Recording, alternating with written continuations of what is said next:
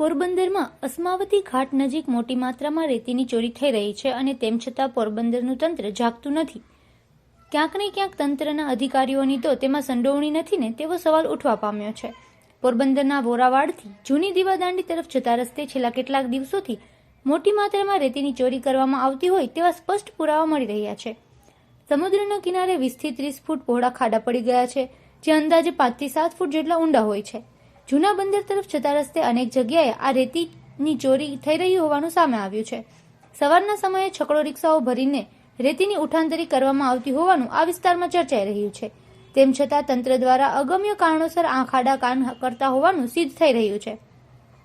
પોરબંદરના આ વિસ્તારમાં સમુદ્રના તોફાની મોજા આગળ વધી રહ્યા છે અને રેતી ચોરીના કારણે હવે રસ્તાને પણ નુકસાન થાય તેવી શક્યતા જણાઈ રહી છે.